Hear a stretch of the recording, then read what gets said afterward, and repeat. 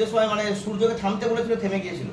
তা আমরা যেন এই প্রার্থনা দিবারাত্র ধ্যান করি, কারণ ঈশ্বর চাই যে আমাদের সাথে সম্পর্ক থাকবে। তো আমার নাম্বার 2 নম্বর বিষয় যেটা ছিল, প্রভু যেখানে এখানে শিখিয়েছে সেটা হচ্ছে উপবাস সম্পর্কে শিখিয়েছে। নদীর ছড়াতে ছোট করে বলেছি, ওই যখন মানে উপবাসটা আমাদের জীবনে ম্যান্ডেটরি, এই নয় যে করতেও পারি নাও পারি, যেটা প্রার্থনাতেও বলেছিল। তাই যেন আমাদের জীবন উপবাসে হয়।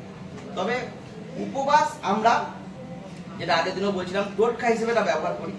অনেক সময় আমরা উপবাসকে টোটকা করে দিই, যে এমনি প্রার্থনায় আমি পাচ্ছি না, উপবাস প্রার্থনা করি। আমার একটা গাড়ির দরকার, এমনি প্রার্থনা করছি পাচ্ছি না, কেউ কেউ ওই গাড়ির জন্য উপবাস প্রার্থনা করে। হ্যাঁ, আমার একটা চাকরির দরকার, ও এমনি প্রার্থনা হচ্ছে না, ওই চাকরির জন্য উপবাস প্রার্থনা করে। কিন্তু না, উপবাস প্রার্থনা টোটকা নয়।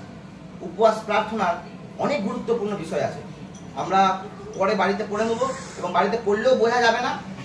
আমিও বুঝতে পেরেছিলাম না, আঙ্কেলকে ফোন করে আমি জিজ্ঞাসা করে এটা শিখেছি। যিশায় হচ্ছে 58 অধ্যায়ে উপবাস প্রার্থনার পুরো ডিটেলসটা দেওয়া আছে, তোমরা পড়বে, অবশ্যই পড়বে। 58 অধ্যায় যিশায়, না পড়লে আঙ্কেলকে ফোন করতে খুব সুন্দর করে বুঝিয়ে দেবেন। ওখানে হচ্ছে উপবাস প্রার্থনার মানে মেন উদ্দেশ্য বলা আছে, ঠিক আছে? তো আমরা এই টোটকা হিসেবে যেন উপবাস প্রার্থনা ব্যবহার না করি।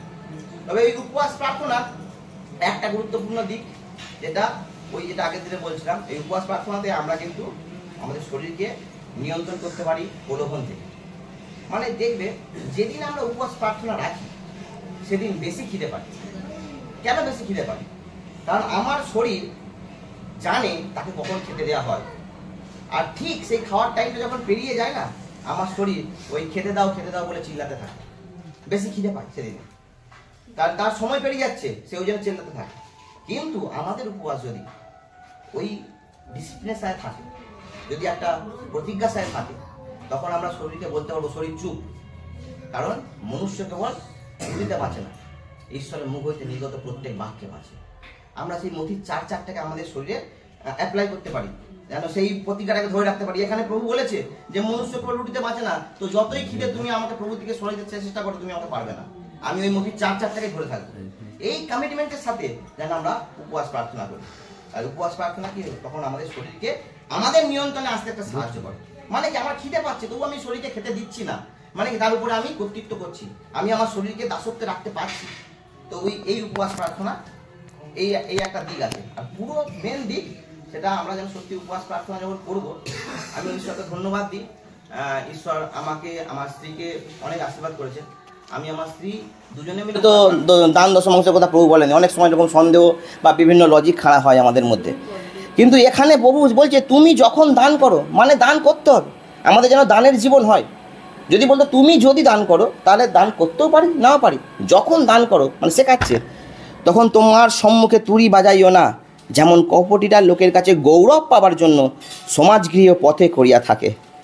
আমরা জানি আমাদের প্রভু শিক্ষা ছাড়া আমরা আগেও কিন্তু দান করেছি। আমরা করোনার সময় দেখেছি কত লোক কত জায়গায় দান করছে, কিন্তু সেলফি নিচ্ছে। একটা বয়স্ক লোককে কেউ হয়তো চাল দিচ্ছে, বলে সেলফিটা তুলে নাও, দিয়ে সেটা ফেসবুকে ছাড়ছে যে আজকে আমি এত জায়গায় দান করলাম।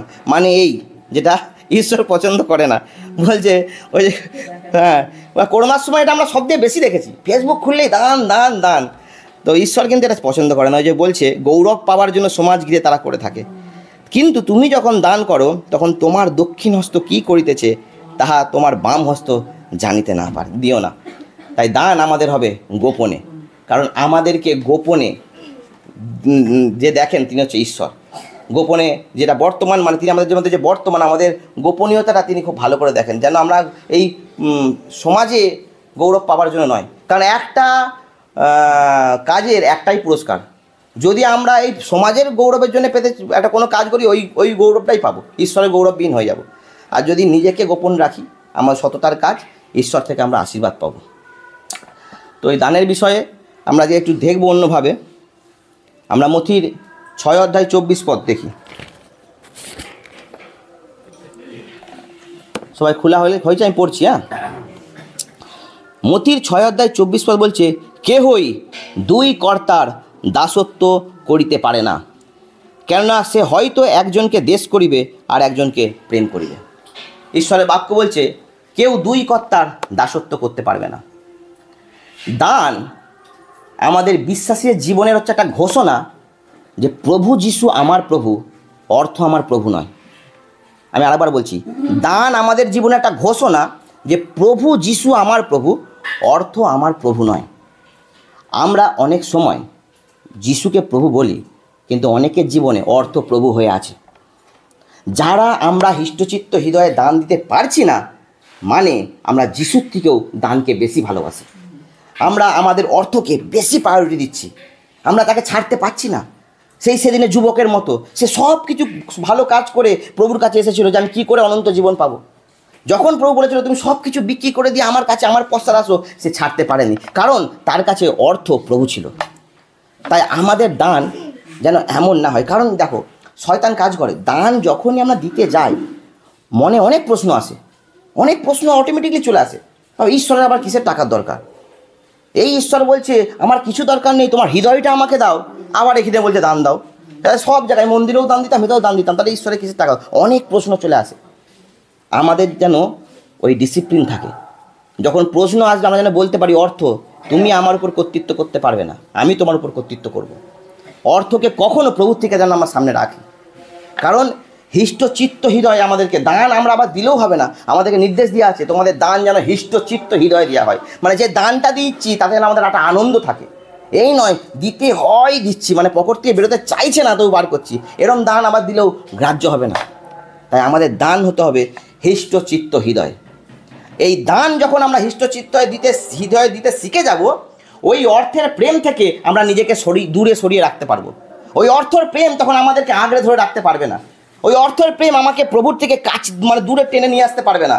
ওই হৃষ্টচিত্ত হৃদয় দান শিখলে কী হবে, ওই অর্থের প্রেম থেকে আমরা নিজেকে আলাদা করতে পারবো।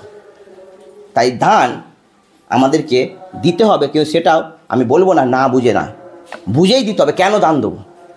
ঈশ্বরের দানের কী প্রয়োজন আছে? অনেক প্রশ্ন আসে না।